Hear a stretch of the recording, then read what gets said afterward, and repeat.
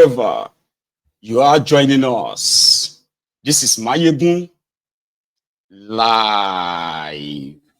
And thank you very much for joining me. Please, as always, as a reminder, read beyond the caption of the broadcast. Take your time. Read the description as well. Then like it, share it. Invite your friends, invite your not so friendly friends, which are the frenemies. Tell them that you're good today. And once you have done all of that, again, you can just sit back, relax, and let's have the updates.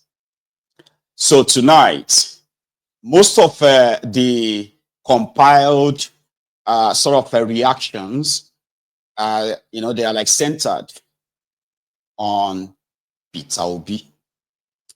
For those who are in the APC, the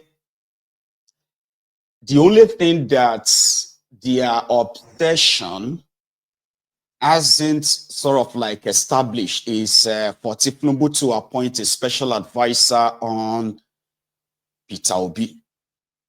So, yesterday, Peter Obi was at an event organized. I believe it was like a wake organized for the late Niger Delta, one of the Niger Delta leader.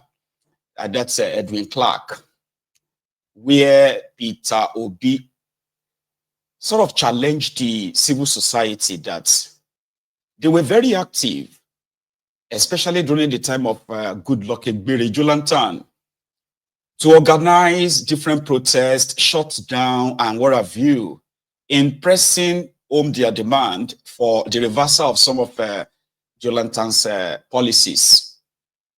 Things have gone so worse now, like really, really bad, worse, sort of. Where are those people now, right? Those who protested when a liter of petroleum was 87 naira, moved to 120 naira.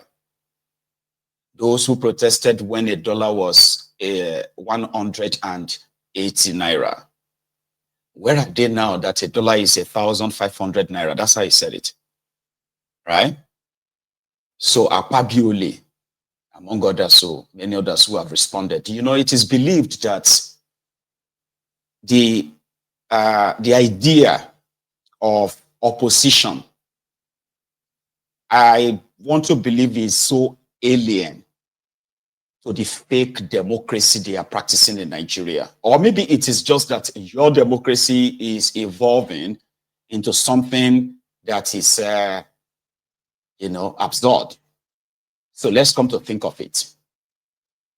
The job of the opposition, right, is to criticize the actions and inactions of those in government. They are like the checks and balances, because they will say, we will do it better. While the ones in government will say, oh, don't trust them. They can't do it better. But that's not how they see it in Nigeria. In Nigeria, whenever they are having their charade elections, it's pretty much like war of words, tribal this, ethnic that, religious this. It was like then violence and all of that stuff. Then after their charade, once one side is declared winner, the best in rigging will be declared winner. Most of the time, the supposed opposition will be busy trying to fight for a place in the new government. So even when you see some of them that are not in the government, when they speak about the government, they will be speaking like, somebody talking about their estranged sort of like a partner, but they still have something that they are, what do I mean? You will be hearing them say things like, you see, the country is, it's not where it should be, but, kind of like trying to patronize them because they are likely going to jump ship too. But if you are not joining them, you are expected to go straight into oblivion. Because the moment you begin to call them out, like you are witnessing now, they can easily label you as an unpatriotic person that is demarketing Nigeria.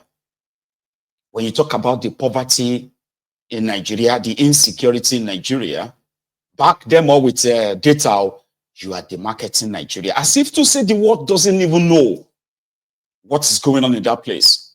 It's like they are living in their own bubble where they are telling themselves that they have done so well, greatly for you, that you should be, in fact, worshiping the ground they walk on. Do you get that now? So this is what their politics is all about. There's no idealism, there is no ideology, there is nothing. It's just about, you know what, gidigbo, gidigbo. Anybody that's the best rigger, declare the person winner takes it all. So since everybody knows that it is a winner takes it all, they jump a ship like you are witnessing now. Somebody needs to actually really speak up. Whatever relevance or advantage they have, they are to speak up. All right? But that is not how they see it. What did Obi say yesterday that triggers this? That's what we're going to start from, because Akpabiole has responded. And somehow, even though they are not the same with his response, right? But first, what did Obi say that triggers this avalanche of reaction again? For somebody like me who has just been part of this 2023 election, he lived a life of courage, a life of sacrifice, a life of justice, a life that is valued. But most importantly, he's continued living that life to the end. I listened to my brother Mike when he talked about, may the labor of our heroes past not be in vain. I'm sorry, I'm happy that Akpabiole is here, and I'm happy that Jonathan is here. But I can tell you, their sacrifice is in vain. They've sacrificed for nothing. When in this country, when people were protesting, when there was no need to protest under Jonathan, where are those protesters? Have they died? Where are they? So why are we saying it should not be in vain? Jonathan increased fuel from 8 to 7 naira to 120, and people were protesting in this country. And when it was 900, they were not protesting. Are they dead? So why are we saying it should not be in vain? People protested when naira was 180, and when it was 1,500, they are not protesting. Are they dead? So let's not say it should not be in vain. I spoke a few days ago, and people said I'm demarketing Nigeria. When it stood being demarketed, World Bank has just shown that 75% of Nigerians in rural areas are poor. Is World Bank demarketing Nigeria? UNICEF 2 days ago released that Nigeria now have over 2 million malnourished children, the second highest in the world. Are they demarketing Nigeria? Let's face the reality. Their labor is in vain. We have a country now that is not democratic. We are not a democratic country. Let's tell ourselves the truth. Is the election that happened in Edo, is it democratic? Just the last election in Edo is the most democratic election. Everybody knows who won that election. So why are we keeping it and saying, let their work not in vain? It is in vain. So we can start picking the pieces now, because they've destroyed everything people have sacrificed for. Look at what is happening in Nigeria today. Above all, Akpabiole sacrificed everything. The country people sacrifice has turned into a crime scene. How we do today is stealing. You know, and we have to do something. All we need to do, he lived a courageous life. May God Almighty that called him home grant him eternal rest and grant us the courage to look into what our Father lived for and start picking our pieces. May God bless all of you. Now, in fairness, did he lie?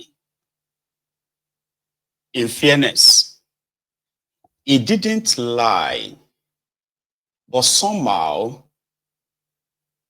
it should have been said by somebody else. What did Obi say that is wrong?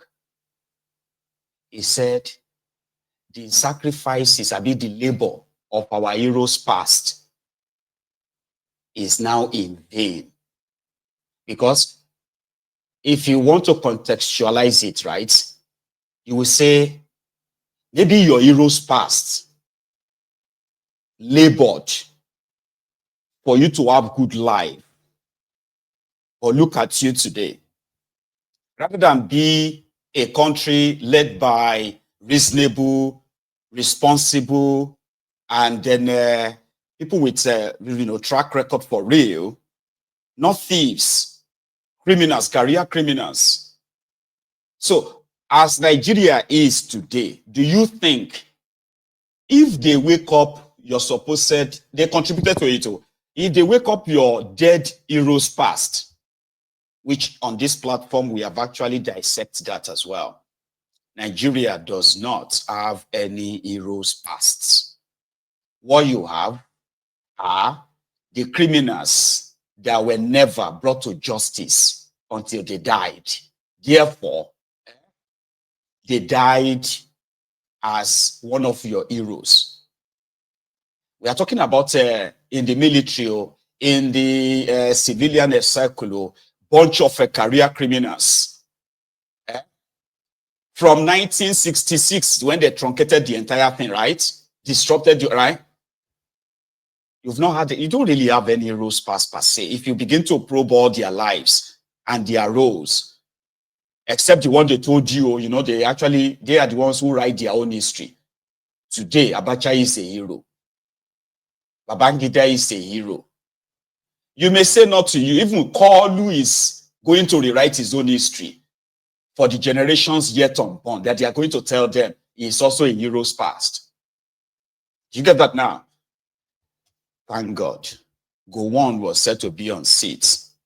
So is Gowon also, okay, maybe that one is your living hero. And I'm glad that he is alive when he sacrificed over 5 million people just to keep this contraption together. And my own question is that if we ask them, why did they keep the Igbos in Nigeria?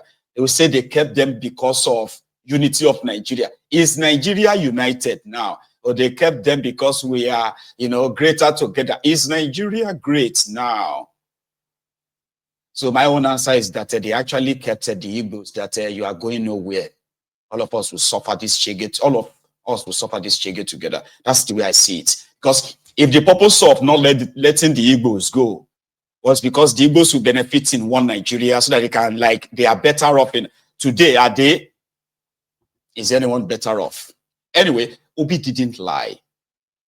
But the thing is, for the Tifnumbuse circle, they just can't understand why all of you, especially you, the obedient, can't see that Obi is one of them.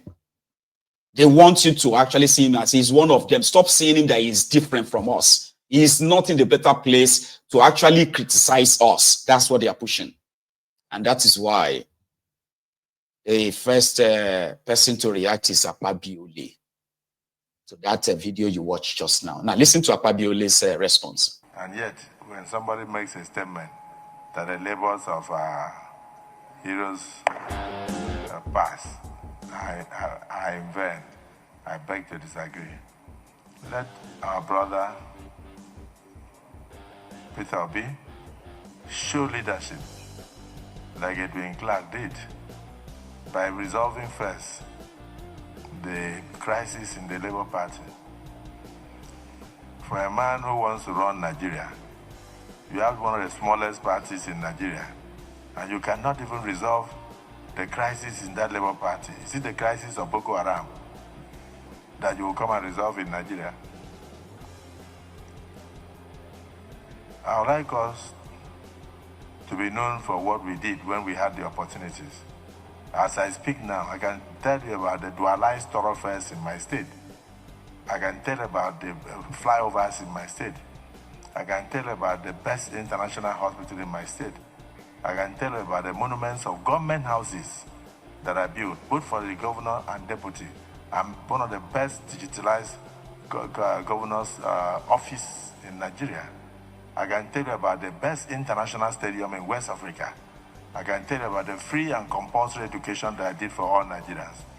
I can tell you about the unity I brought in religion by sponsoring over 5,800 Muslims to the Holy Land and over 12 to 15,000 Christians to Rome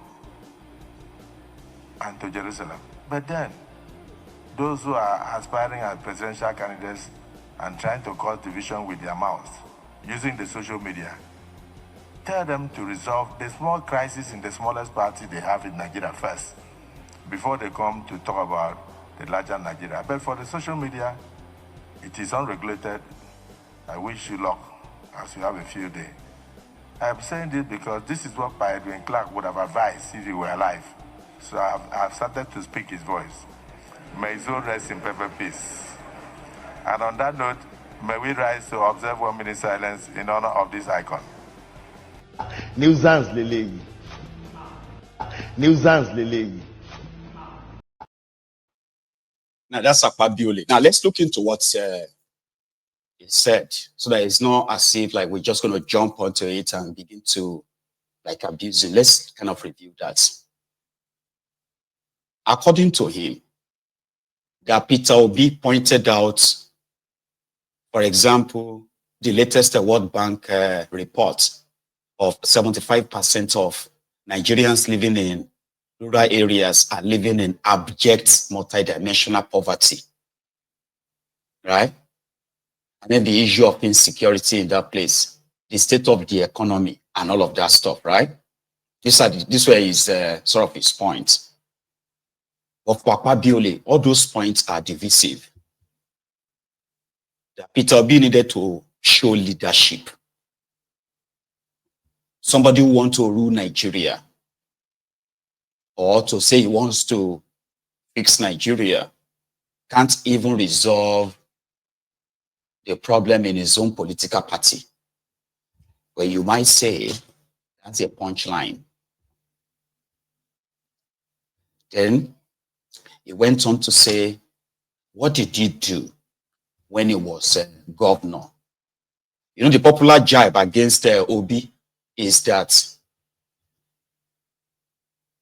he invested his state's money in a brewery business, so that Anambrans will get drunk, while Akpabiole invested in building what he called the best football stadium in West Africa.